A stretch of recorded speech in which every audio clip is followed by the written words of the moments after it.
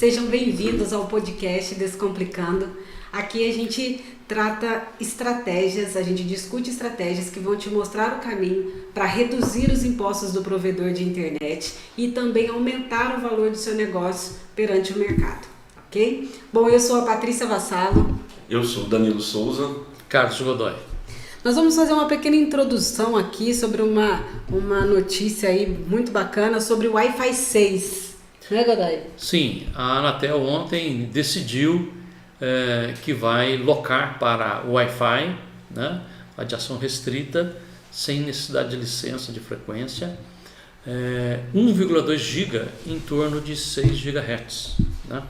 Isto era uma decisão bastante esperada, porque essa largura de faixa aí, em torno dos 6 GB, né, vai proporcionar um ótimo lugar para o pessoal fazer as conexões de internet via Wi-Fi, né?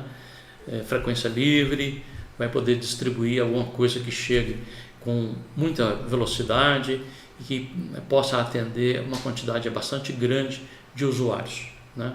Então, seguiu a tendência de muitos países no mundo que já fizeram essa alocação dessa faixa, né? O Wi-Fi 6 ele chegou para colocar um pouco mais de inteligência no Wi-Fi e resolver dois problemas grandes do Wi-Fi, que era a velocidade e a quantidade de conexões em um APzinho, né? Em um equipamento. E depois surgiu o Wi-Fi 6E, que usa também a faixa de 6 GHz. Né? Então, uma boa notícia para os ISPs, que vão poder usar toda a faixa Wi-Fi 6E, né? 1,2 GHz em torno de 6 GHz. Nossa, essa é uma ótima notícia mesmo para finalizar Perfeito. a semana. Sextou. Literalmente sextou, foi mesmo. Bom, o tema do nosso podcast de hoje é termo de contratação. Eu já começo perguntando para você, Godoy, qual é o objetivo do termo de contratação? Quando o cliente, o assinante do serviço de telecomunicações vai contratar o serviço, né, ele tem que ter então um contrato de serviço. E antigamente esse contrato era feito exclusivamente, né, impresso com o nome do assinante e tudo. É um contrato com muitas páginas, com muitos detalhes, né, e isso acabava perturbando até o cliente para guardar aquele negócio. Então surgiu uma ideia de que esse contrato, com todos esses detalhes, ele ficasse na página da prestadora, né, disponível a hora que o cliente quisesse ir lá e acessar e verificar quais são as cláusulas que estão previstas lá. E faltava então alguma coisa que o cliente pudesse assinar, né, e que tivesse dados dele, né, exclusivos daquilo que ele contratou, né, e foi criado então esse termo de contratação. Então esse termo de contratação é um adendo ao contrato e é onde estão descritos todos os dados do cliente, como vai ser feita a cobrança, qual o valor, qual o plano contratado, quais são as características a mais que tem, né, nessa contratação do serviço de telecomunicações, né? Especificações exclusivas de cada assinante, né? Exatamente. Então é um termo pequeno, né, no máximo 2 páginas, e que o cliente pode encontrar ali os principais detalhes daquilo que ele está contratando. Né? Termo de contratação, termo de adesão, existe na prática, tem uma diferença? Isso quer dizer a mesma coisa, né? Então sempre é um anexo, né, ao contrato, onde o cliente vai colocar a sua assinatura e ele vai poder ler fácil, rápido, tudo que é a principal característica daquele serviço que ele está contratando. E termo de contratação e termo de fidelidade, tem alguma diferença entre eles? Aí sim, né? Porque no termo de contratação, ele pode carregar um detalhe sobre fidelidade, né? Aí sim, o termo de fidelidade é um termo obrigatório que seja anexo ao contrato, né? Mas ele pode ser fundido com o termo de contratação. Por quê? O termo de contratação já diz todas as principais características importantes do contrato, e ali também vai estar vão estar quais são as condições para a fidelização, né? Então pode ser tudo num termo só. O termo de contratação pode incluir o termo de fidelidade. Maravilha. No caso do termo de contratação, é um item obrigatório? A prestadora ela tem que utilizar desse termo de contratação? Se ela fizer esse detalhe lá do contrato ser disponível no site para o cliente olhar toda hora, isso quer dizer que ele não vai imprimir o contrato para entregar para o cliente, né? Aí passa a ser um negócio necessário, né, para que o cliente tenha resumido tudo aquilo que ele está contratando, né?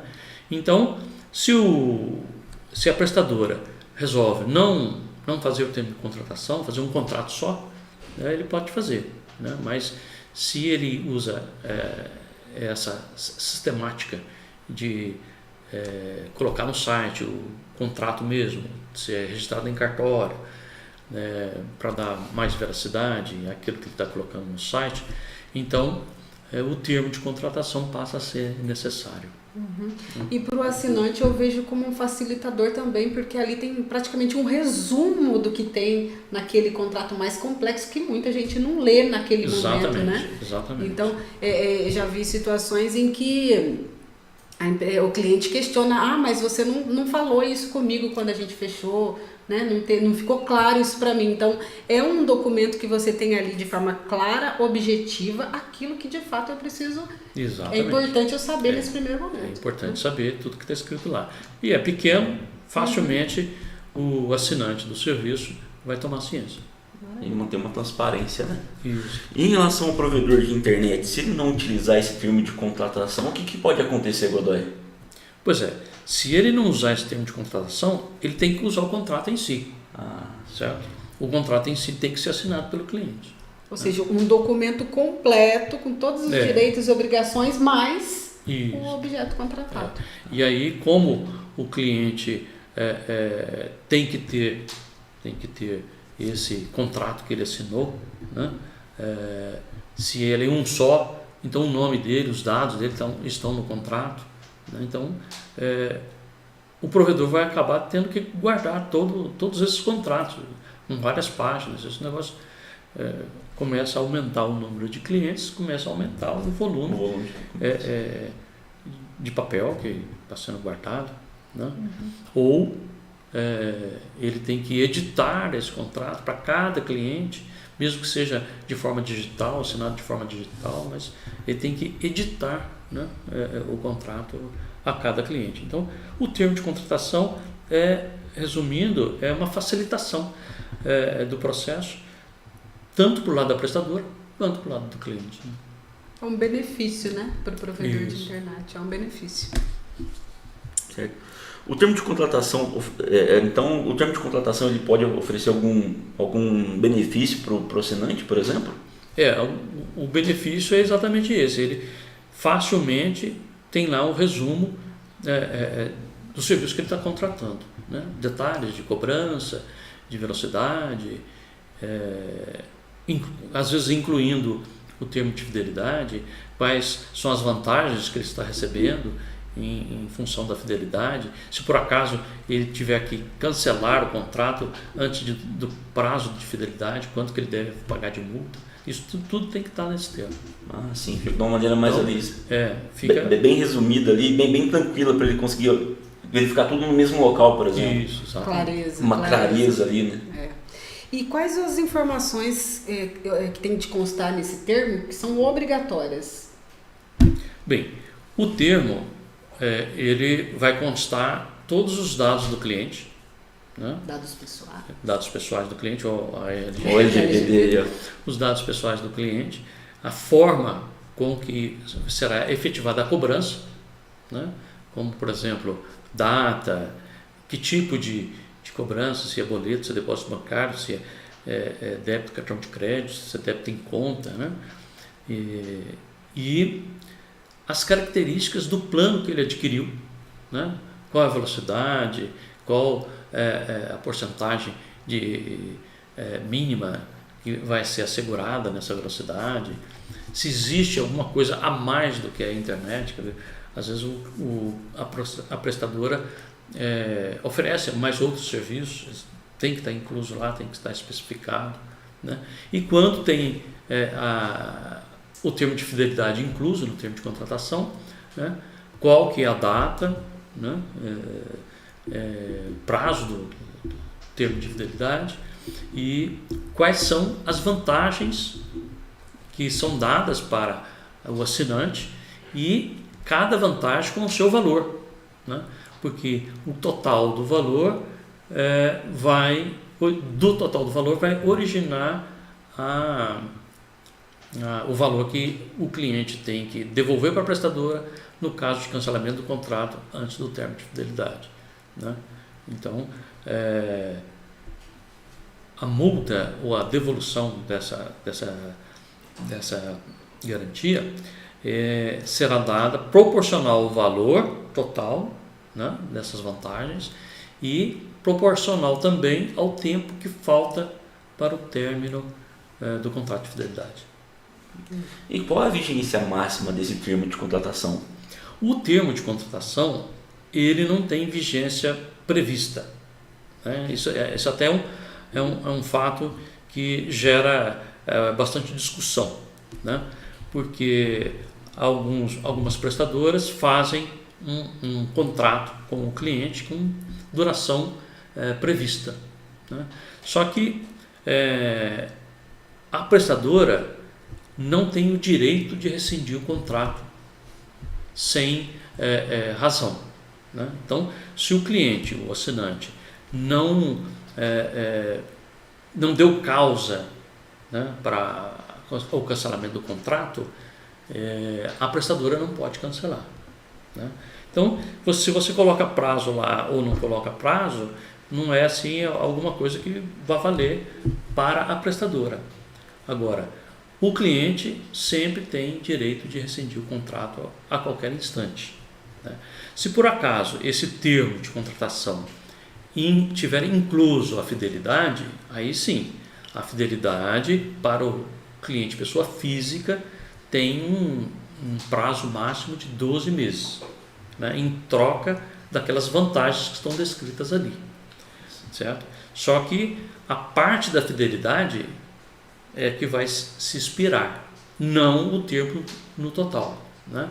E a fidelidade, ela não pode ser renovada automaticamente. Então, se o provedor, se a prestadora desejar renovar a fidelidade, ela tem que entrar em contato com o assinante, fim do prazo, né? Entrar em contato com o assinante e verificar se o assinante vai desejar ter novas vantagens ou continuação de vantagens. Algumas vantagens poderão ser continuadas, né? E em troca de um novo prazo de fidelidade. Então, essa é a situação em relação a prazo do termo de contratação. O termo de contratação, resumindo, né, o termo de contratação em si não tem prazo. Pode até colocar prazo lá, mas isso não voga para a prestadora. Agora, só tem prazo máximo de fidelidade. Lembrando que quando esse contrato é feito com pessoa jurídica, prazo máximo deve ser acordado entre as partes. Lembrando também que quando existe termo de fidelidade, a prestadora é obrigada a oferecer um plano, aquele plano, sem a vantagem e sem a fidelidade. Uhum. Então, se o contrato, considerando que o contrato não tem prazo, o contrato em si, o termo de contratação, eu não tenho fidelidade. Então, esse contrato ele tem uma duração infinita ou ele tem um prazo fim de 12 meses, que seja de 36 meses? Quando você coloca assim, esse contrato tem a vigência de 12 meses, né? E será renovado automaticamente. Sim. Na verdade, isso daí não quer dizer nada. Porque, fim os 12 meses, se o cliente não quiser rescindir o contrato, a prestadora não pode rescindir o contrato, né? Porque a gente fala, mas o contrato é contrato, tem duração. Só que essa duração que a prestadora coloca, ela iria ferir um direito do consumidor de só cancelar o contrato quando ele quisesse. Então, pode até colocar lá, mas na justiça, como o consumidor sempre tem que levar vantagem em cima da prestadora quando tiver alguma dúvida, isso é uma dúvida e a vantagem tem que ser dada ao cliente, e aí a prestadora não vai poder rescindir o contrato. Eu posso colocar que meu contrato tem 12 meses, vai chegar 12 meses, eu não posso falar assim, não quero mais te atender. Vai ter que continuar. Vai ter que continuar atendendo. É praticamente infinito, né? Até que o assinante não queira mais. Até que o assinante não queira mais. Evidentemente que alguns detalhes nesse mercado de internet que é bastante interessante em relação a esse prazo.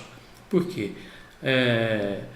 A velocidade da internet a cada dia cresce com o mesmo valor de contrato, né? Então, se você faz um contrato, vamos supor lá, de 50 megas, né, bps, e está por R$100, daqui a 2 anos você vai poder, com R$100, comprar muito mais do que 50 megas. Né? E aí é uma chance da prestadora renegociar, repactuar esse contrato com o cliente. Certo? Ou seja, o cliente inclusive vai poder fazer opções por novos planos da prestadora. Né? E como fica o caso em que a prestadora que está... Na verdade, as tecnologias estão sempre mudando e as prestadoras elas vão acompanhando esse desenvolvimento, né? Essas mudanças. Então eu tenho uma rede toda em rádio e eu começo a migrar essa rede para migrar ou mesclar até para fibra ótica, por exemplo. Sim. E como fica o caso daquele assinante em que ele hoje utiliza uma tecnologia via rádio e eu prestadora, quero migrar ele para fibra ótica porque eu não quero mais atender no rádio. Então eu chego numa situação, num ponto em que olha, não tem como te atender só você, só esse pequeno grupo aqui de pessoas, às vezes um bairro, às vezes uma localização específica, que você não consegue trazer esse cliente para a fibra ótica. Como é que fica nesse caso do contrato? O cliente... O contrato, né, de uma determinada... Usando uma determinada tecnologia, o cliente pode se negar, por exemplo, a pagar um valor maior ou pagar uma taxa para migrar de tecnologia. Certo? Se é de interesse da prestadora manter aquele cliente, né, ela vai oferecer o que ela puder para o cliente continuar sendo cliente e atualizar sua tecnologia. Sim. Certo? Agora, pode ter cliente que não quer mudar de tecnologia, porque aquela tecnologia já lhe atende, e ele não quer cabo, porque vai furar a casa dele e tal, aquela coisa toda, né? Então, não tem jeito de forçar o cliente a mudar de tecnologia. O que pode acontecer é chegar a um determinado momento que seja tecnicamente inviável continuar oferecendo aquele serviço para aquela tecnologia. Né? E aí a prestadora vai ter que informar ao cliente que naquela tecnologia não tem mais possibilidade técnica de atender a contento. Né? Evidentemente que se for Wi-Fi, já está vindo aí o Wi-Fi 6, né? Vai melhorar a situação de atendimento para o cliente. Na regulamentação do Wi-Fi 6, o pessoal já está querendo que a Anatel já tinha previsão na regulamentação de atendimento outdoor, né? Ou seja, fazer uma rede outdoor com Wi-Fi 6. Interessante. Para resolver esse problema. Perfeito. Deixa eu ver onde que eu parei aqui que eu perdi. Quais são as opções de assinatura de contrato? Assinatura do termo de contratação, no caso. Normalmente, o termo de contratação ele é assinado pessoalmente pelo cliente quando da época da instalação, né? Então, esse é o mais normal. Mas tem opção? Tem opção do cliente fazer a assinatura do contrato digitalmente. Só que a prestadora ela deve se munir de alguns dispositivos, de sistemas, para comprovar a veracidade de que quem está assinando é realmente quem vai receber o serviço, né? Então, desta forma, pode ter um contrato assinado, né? Disponível sempre na página da prestadora, através de um login e senha do assinante, né? E ser assinado lá, data, hora, pergunta informações do cliente, que se assegura que é ele mesmo que está assinando o contrato. E Godoy, você poderia abordar um pouquinho mais o assunto para mim, fazendo um grande favor? O que acontece se o assinante cancelar o contrato antes do termo de vigência? Se o assinante cancelar o contrato antes do prazo de fidelidade, né, e ele vai dever uma espécie de um reembolso, né, à prestadora, que pode ser chamado de multa, mas a regulamentação não chama de multa, ela Chama de reembolso. Reembolso, por quê? A prestadora, em troca da fidelidade, ela dá uma vantagem para o cliente. E essa vantagem é precificada lá no termo, né? Ela vale, tem um valor.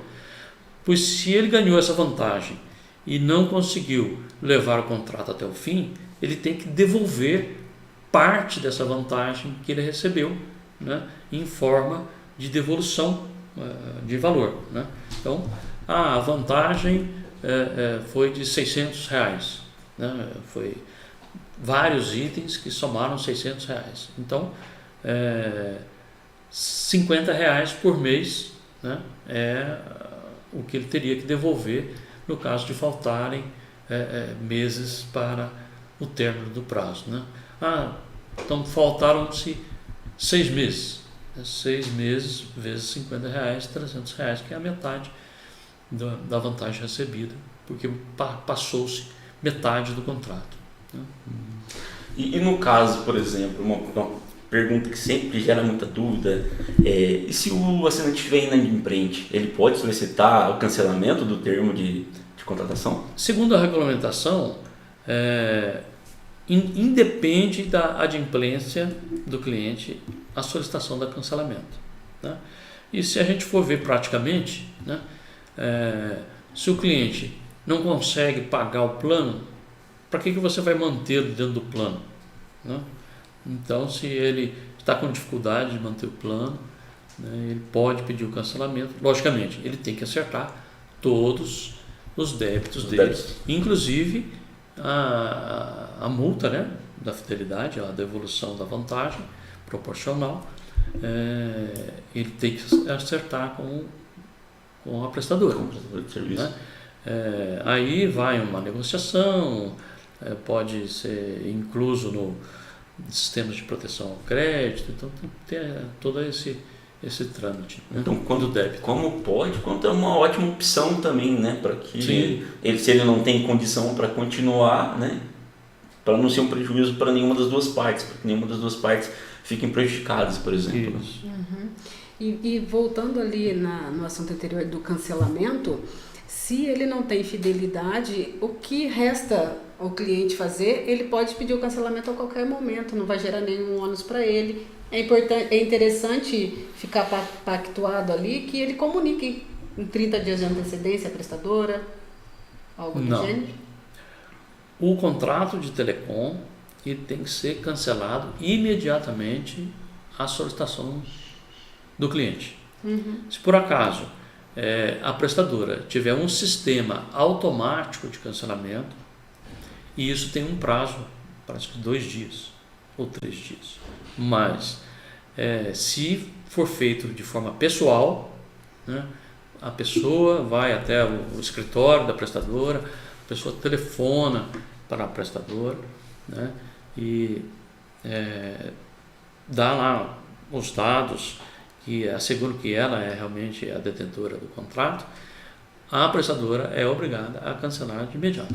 Imediatamente. Não tem essa história de aviso prévio. Uhum. Tá. E no caso da assinatura do termo de contratação, o cliente tem que ficar com uma via para ele? É obrigatório ficar uma via, deixar uma via com o cliente, certo? Porque é um único detalhe que é individual do cliente, né? Porque já que o contrato é um contrato genérico que está lá na página, e aí aquilo tem que ficar com o cliente, né? Pode ser facultada tirar uma fotografia do contrato e deixar na página de acesso do cliente, né? Mas originalmente o pessoal deixa a cópia com o cliente. Quando a assinatura ela é fisicamente, presencialmente, né? Já vi também casos do provedor ele imprimir isso como se fossem em blocos, já com segunda via.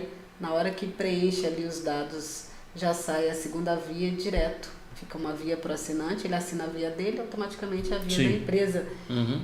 Isso poderia ser até de uma forma impressa no próprio computador, na hora de imprimir formulários, coisas do tipo, né? É uma opção para facilitar também esse processo. Poderá constar, Godoy, no termo de contratação, um item informe ao assinante que a prestadora poderá oferecer seus dados para os órgãos de proteção ao crédito? Desde que esteja incluso no contrato, né? Não precisa ser no termo de contratação, desde que esteja incluso no contrato, que em caso de inadimplência a prestadora poderá comunicar aos órgãos de proteção ao crédito, está resolvido, não precisa estar no termo de contratação. Agora, é interessante estar no termo de contratação um detalhe atual, né, sobre a LGPD, né, desde agosto de ano passado, de 2020, que para você entrar em contato, usar aqueles dados, né, que estão no termo, né, para entrar em contato com o assinante, ele tem que ter autorizado esse contato, né? Então, é interessante ter lá no termo de contratação que aqueles dados poderão ser usados para um contato técnico e comercial, né? Técnico para resolver problemas do serviço e comercial para ofertar um novo plano, um novo serviço para o cliente, né? Essa informação tem que constar lá no termo como uma opção para ele escolher ou um informativo, tipo, você concorda, né? Uma vez que você assinou, você concorda, ou então eu não quero que utilize para esses fins. Opcional, né? É opcional. A LGPD dá esse direito O assinante que escolhe. à pessoa. Né? Ele, não quero que seja contactado. Pronto. Perfeito. É obrigatório constar no termo de contratação a garantia da velocidade? As prestadoras... É importantíssimo constar no contrato o plano, né? A velocidade padrão de 50 MB, mínimo garantido, né? 30. Né? Por quê? Porque para as PPPs, prestadoras de pequeno porte, elas não precisam seguir aquilo que está na regulamentação de índice de velocidade mínimo. Tá? Então, ela deve informar o cliente qual é a velocidade mínima. E se ela não informar, presume-se que seja 100%. Né? Então, por isso que é importantíssimo constar no plano qual é o mínimo de velocidade que a prestadora garante. E mesmo não sendo uma obrigação, ela não tendo a obrigação de colocar lá o mínimo que ela garante, ela não deve olhar para o ponto de vista assim, qualquer percentual eu vou colocar ali, ou qualquer quantidade eu vou colocar ali, 10%, 20%, 30%, 40%, 100%, né? Tem que ser algo que ela realmente garanta e que ela também, do ponto de vista do assinante, entregue uma satisfação para ele, né? Ela pode, é opcional da prestadora colocar qualquer porcentagem lá, né? Só que isso é um produto que ela está vendendo. Se ela coloca uma porcentagem muito baixa, isso quer dizer que ela não confia naquele produto que ela está entregando, né?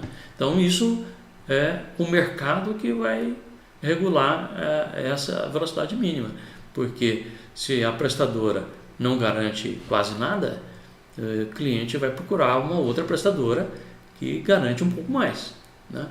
Então esse detalhe ele precisa ser bem estudado.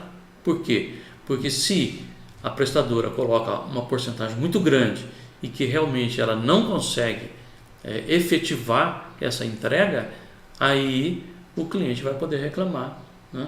E vai poder pedir desconto, e vai poder terminar o contrato sem multa de fidelidade e tudo mais. E as opções de vencimentos da mensalidades, é obrigatório também constar no termo de contratação? A prestadora ela deve dar algumas opções de datas de vencimento para o cliente, né? E a forma mais normal disso acontecer, essa opção, é no termo de contratação. Sim. Né? E aí deve constar lá qual que é a data que ele escolhe para receber a cobrança. Sobre upload e download também tem que constar lá o mínimo que ela vai garantir? Se por acaso for igual upload e download, basta ter um número, certo? O que acontece é que com as redes de fibra ótica, você tem ali uma soma do upload com o download. E aí então o pessoal passa a descrever uploads e downloads de forma não igual, né? Então normalmente coloca-se um download bem maior e um upload um pouco menor, né? Então se for diferente tem que estar constando lá. Tem que estar constando. E pegando o gancho, eu queria perguntar, qual que é a velocidade mínima que uma prestadora de pequeno porte tem que garantir para o seu assinante? Tem alguma quantidade mínima? A prestadora de pequeno porte não tem isso definido na regulamentação. É ela que define, né? Então, se é ela que define, ela tem que verificar o que ela tem de possibilidade de entregar, realmente entregar aquilo que ela vai falar, e o que o mercado vai achar da garantia que ela vai dar, né? Da pouca garantia, parece que o serviço não é muito bom, né? Se der uma garantia muito alta e não conseguir entregar, também é ruim para o mercado. Também é ruim. Então, algo tem que ser bem claro também para o assinante, né? Ele tem que passar isso logo já num dos primeiros contatos, né? Porque isso é fundamental para o sentimento do próprio assinante. Hoje é a experiência do cliente que conta. Que conta. Né? Então, isso tem que ser bem definido para não piorar a experiência do cliente. O cliente tem que ter uma experiência acima da expectativa. Sim, é verdade. E o contrato, uma vez que eu optei por registrar ele em cartório, disponibilizar ele nos meus veículos, né, de comunicação com o meu assinante, esta informação ela precisa obrigatoriamente constar no termo? Eu preciso citar lá os dados daquele contrato que está registrado? Normalmente é o que se faz, né? Esse é um termo de contratação e esse termo de contratação se refere a um contrato que está disponível na página da prestadora, né? Então tem lá dizendo onde que está disponível. Apesar disso, querendo e fazendo a exigência, o cliente pode solicitar essa cópia por escrito, né? E a prestadora é obrigada a fornecer. Né? O Júnior Leal, né, ele está nos assistindo pelo YouTube, ele está perguntando quando que ele deve bloquear o cliente, tanto no pós-pago quanto no pré-pago. Bem, no momento o serviço de comunicação multimídia não existe pré-pago, né? Então é sempre pós-pago, né? Existe uma dúvida aí a esse respeito, porque lá na regulamentação tem uma situação de datas em que a prestadora pode fazer com o cliente em relação à suspensão do serviço, né? Só que isso daí está em artigos que são para prestadoras de grande porte, de grande poder significativo de mercado, né? Poder significativo de mercado. Então, as prestadoras de pequeno porte não necessariamente precisam seguir aquelas datas, que são 30 dias, não, 15 dias, 30 dias e mais 30 dias. Então, se ela não está seguindo aquilo que está lá, que é um prazo bastante longo, né, para prestadores de pequeno porte, ela deve indicar lá no termo de contratação quais são esses prazos. Qual o prazo para diminuição da velocidade, qual o prazo para suspensão do serviço, qual o prazo para cancelamento do contrato. A observação é a seguinte: o cancelamento do contrato devido à inadimplência, o assinante vai ter que pagar a multa da fidelidade, se houver. Okay? Vale ressaltar isso. Então, a prestadora escolhe qual é o prazo e coloca no termo de contratação. Feito. Respondemos a sua dúvida, Júnior? Eu espero que sim. Mais alguma pergunta a respeito desse tema? Por mim tá tudo certo. Ô Godoy, para fechar então lá sobre aquele assunto do Wi-Fi 6, né? E já está liberado? Já pode usar? Como é que tá isso? O Wi-Fi 6 ainda não pode ser usado aqui no Brasil porque, por enquanto, só tomaram a decisão, né? A última parte do sistema, que é lançar a regulamentação, ainda não foi feita, né? Uhum. Mas o pessoal pode se preparar, né, para quando sair a regulamentação. A expectativa está grande. A expectativa está bem grande. Agora ficou bem interessante, né? 1,2 Toda a faixa em torno de 6 GHz, né, vai ser dedicada ao Wi-Fi 6E. Muito bom, muito bom. É isso aí, pessoal. Chegamos ao fim de mais um podcast Descomplicando. Agradeço a atenção de vocês e até a próxima.